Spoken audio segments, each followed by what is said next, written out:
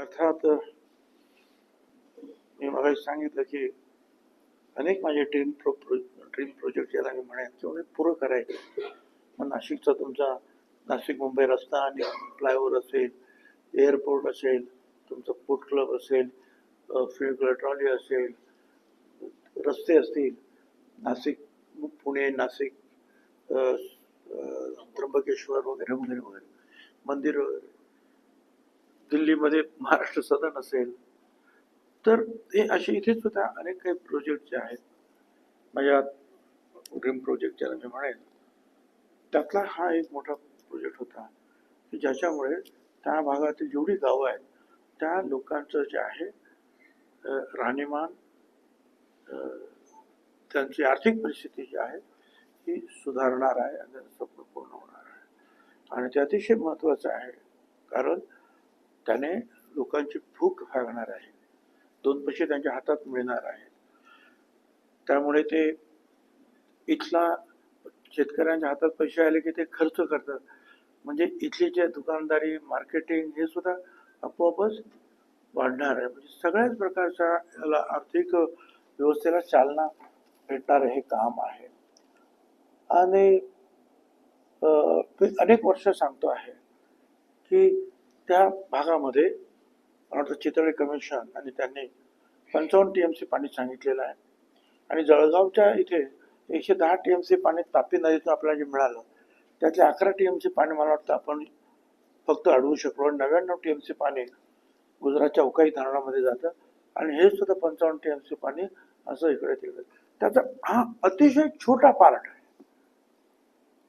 हा अतिशय म्हणजे 1% सुद्धा म्हणता येणार नाही असा हा पार्ट आहे माझा. पण तो एक पायलट प्रोजेक्ट म्हणून जो आहे यशस्वी झालेला आहे.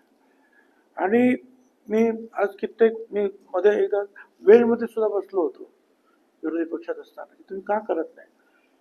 मला वाटतं तेलंगणामध्ये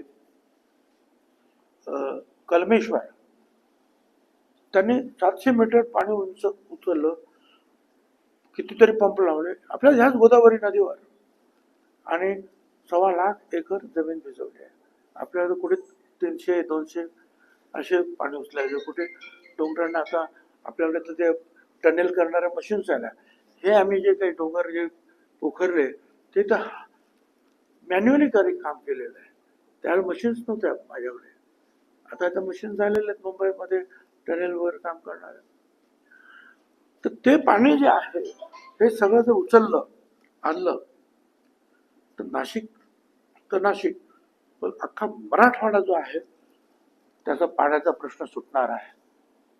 कारण मराठवाड्यात पाणी आणणार कुठून? मराठवाड्याला पाणी नाशिकवरून. नाशिकमध्ये पाऊस पडतो तो त्याच्यावर भांडणं सुरू असतात. पण हे जवळजवळ 155 म्हणा का 100 TMC म्हणा काही म्हणा हे सगळं पाणी आणलं जर इकडे आणि ते जर पाठवलं तर मला असं वाटतं मराठवाड्याचा सुद्धा प्रश्न मिटेल. असो, पण त्यातला हा एक पायलट प्रोजेक्ट समजायला हरकत नाही. पण अनेकांची इथे आमची गावं जे आहे आमचा तालुका त्यामध्ये निश्चितपणे समृद्ध होणार आहे. आणि त्याचा एक आनंद आमच्या लोकांना आहे. लोकांच्या डोळ्यात अश्रू पाहताना आणि जे काही वयस्कर लोक आहे ते ज्यावेळेला पूजा करतात, अश्रू ढाळतात, ते पाणी जरी गढूळ असलं तरी तीर्थ म्हणून जेव्हा पितात त्यावेळेला हृदय जरा हेला होतं की आपण आपल्या हातून ही परमेश्वर कृपा किंवा जनता जनार्दनाची कृपा आहे आपल्या हातून चांगलं काम झालं.